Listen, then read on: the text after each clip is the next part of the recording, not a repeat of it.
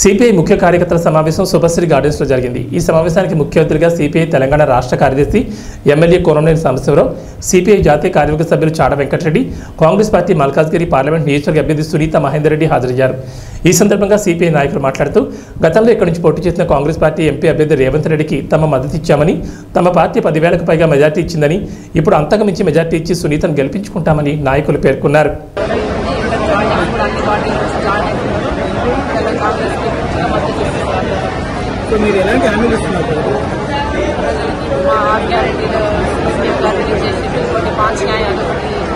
అది కూడా రాహుల్ గాంధీ గారు మొన్న రిలీజ్ చేశారు కాబట్టి ప్రజలంతా రాహుల్ గాంధీ నిలుపుతున్న అక్కడ వాళ్ళకి ఇంకా వేరే వేరే ప్రోగ్రామ్స్ అక్కడ కాలేజ్కి వెళ్ళినాం వెళ్తే అక్కడ కూడా వాళ్ళు కూడా అంటున్నారు చాలా బాగుంది, పాంచ్ న్యాయం చాలా బాగుందని అప్రిషియేట్ చేసారు।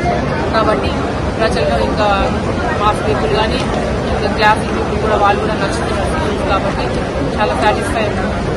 ఈ రాజీవ్ రహదారి ఉంది కదా, సో దానికి సంబంధించి మీరు ఎలా ఎప్పుడు కంప్లీట్ చేస్తారు? ఎక్స్ప్రెస్ వే ఉంది కదా రాజీవ్ రహదారికి సంబంధించి, సో అది ఎప్పుడు కంప్లీట్ చేయబోతుంది?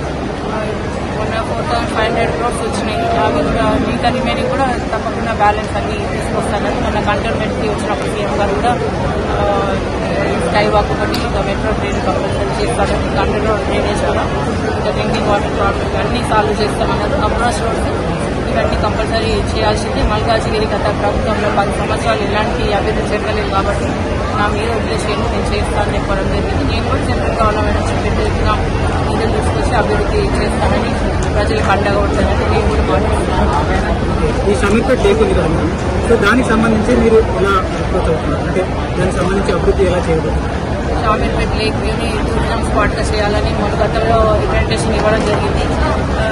అది ఇచ్చినా కూడా టూరిజం స్పాట్ చేయలేదు, చేస్తే చాలా మంచి డెవలప్ అవుతుంది కాబట్టి దాన్ని తప్పకుండా ప్రభుత్వ దృష్టికి తీసుకెళ్ళాము। రేవంత్ రెడ్డి గారికి ఆల్రెడీ చెప్పినాము, తప్పకుండా చేస్తాము।